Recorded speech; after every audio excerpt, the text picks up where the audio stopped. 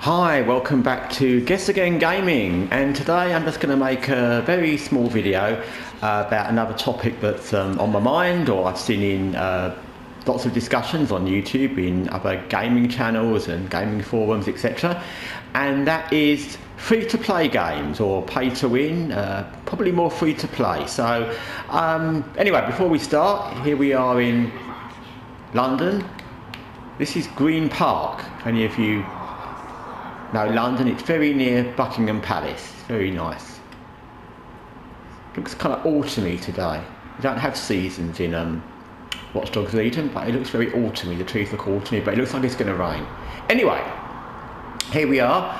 And what I wanted to say is, I've noticed recently, and one thing that drew my attention specifically and why I wanted to make this video was, I noticed there is a game that's come out quite recently, which is free to play, and in that game you have to pay for not just skins for your characters, but the various colours for skins, and even if you want to have different colours on the same character, you have to pay for each colour, etc, etc.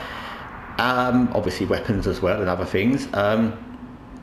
And I thought, well, this isn't really free to play, is it? I mean, it's not a new idea. Obviously, I think everyone's aware that often free to play games aren't free to play because they're just free to play to kind of lure you in. But I thought this is like, it's getting more outrageous all the time. And when you get to a point when you're being asked to pay for colours for skins and just different colours. You don't just get a colour palette and you buy the colour palette and you can then use any. You get different colours. I think there's different logos in that game, different skins, and that's just not counting weapons and other stuff. I've not got into everything to do with it. It's just the surface stuff that was really shocking to me in the first place. And I thought, what have we come to as gamers, where a game company can charge us for the colour we put on the skin of a character? I mean, I know, obviously one of the arguments to it, and I've seen this, is that, well, it's up to us. And that's right, I agree to a point, that's true, it is. If you know you go into a game and it's free to play, and you know that once you're in it, you can buy stuff, whether it's skins or colours for skins or weapons mods or pay to win, that is exactly up to you, and it's a choice. But then I don't think many people really understand properly kind of what they're doing, because I think if you knew the cost of a pay-to-win game or what you're going to spend in a game, you probably wouldn't start it. So it's like lots of things. If you start a thing and you're hooked on a game because it's free to play, and you guess, yeah, I'm going to have to spend a bit of money on something at some point, maybe, you won't realise at the beginning what you're going to spend.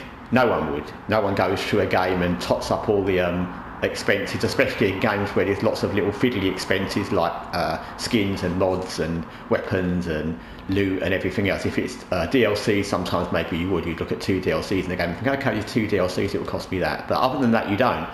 So you don't realise. And once you're in the game, as with every game, once you're in it, and if you like it, then you'll want to play. There is Buckingham Palace over there, by the way. Yeah, you'll want to play. So you're stuck, because once you like a game, and I appreciate that, because I like Watch Dogs Legion, and if I'd started this game unaware that there was lots of different bits and pieces, I'm pretty sure I would have ended up paying for bits and pieces. I've already paid for DLCs and other bits, so I would. So I get it, but then they're not free to play. And I think that lots of people who go into these don't quite grasp what's going to happen.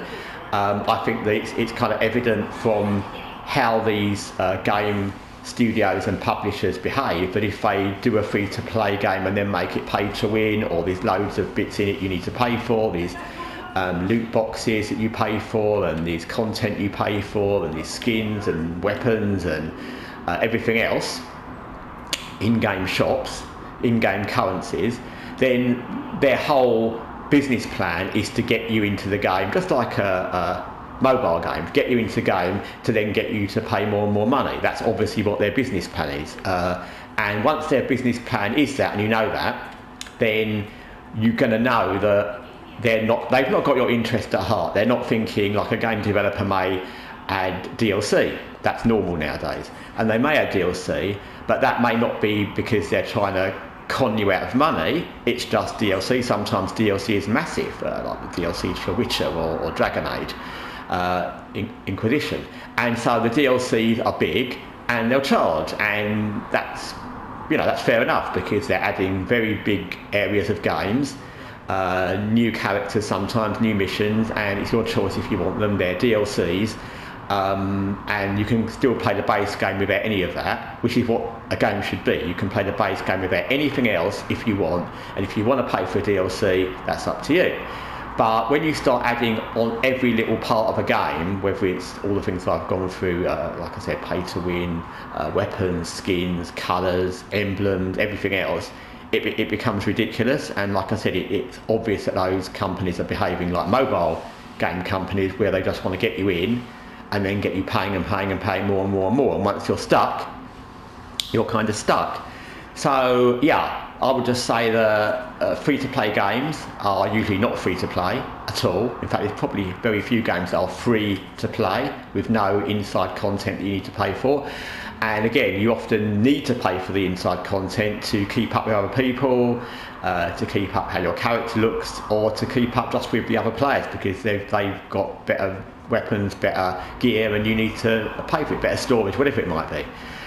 So there are so many games that aren't free to play, pay to win, where you've got to pay for colours and skins and mods and everything else, and these in-game shops and microtransactions. So why would you choose to start playing a game like that? I mean, I get if you don't know, maybe you're stuck and you like the game, and okay, once you start playing it, you love the game, you want to keep going.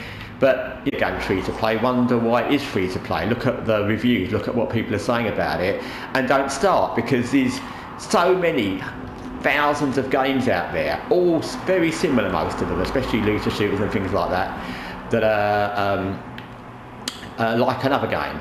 And when you can play any amount of games, just like buying a car, just like buying a television, do your research, find out which games have loads and loads of DLCs you need, which games you'll need to pay to win, which games are charging you for the colour of your skins, etc., and make an informed choice.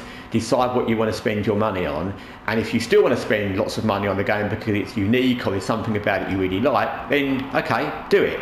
But make sure you're making an informed choice, because there's so many games that vary from no pay to win to normal games where you just buy the game and there's no extras at all, to games where there's slight pay to win, to games where the whole thing is set up to just make you spend more and more money. And by all means, if that's what you want to do, do it.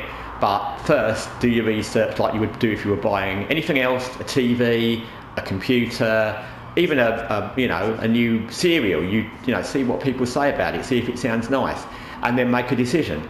Because there's just so many games, just like there's so many TVs and so many different brands of computers, where you can decide that one doesn't sound right, that one's got too many extras that are going to come along. And like I said, if a game company starts off by using as many ways as they can to charge you money, you can be sure that down the line they'll change what they do and make you pay more money, however they can do it.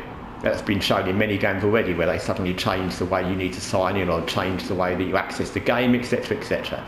So just be aware, informed choice, and just bear in mind that there's so many games where you won't need to pay for the colours of skins, the colours of uniforms. This game, okay, like I said, there are DLCs in this you pay for, and there's extra characters you pay for, but they certainly you don't need to in the game. And in this game you can go to shops in the game that are literally shops that are in London. You just get new clothes, and you can equip all your agents with clothes, and you don't have to pay. You can get haircuts, and you just use in-game money you earn for the missions. You don't use any out-of-game currency for it. And like I said, this girl here, I've given her a new look, probably given her new earrings and everything, because I wanted to, and it didn't cost me anything. So you can do that in games. You don't need to spend money on these kind of things, and if you want to, you want to, but there's plenty of games you don't have to. Anyway, that's enough for me. Thanks for watching Guessagaingaming, and until next time, take care for now.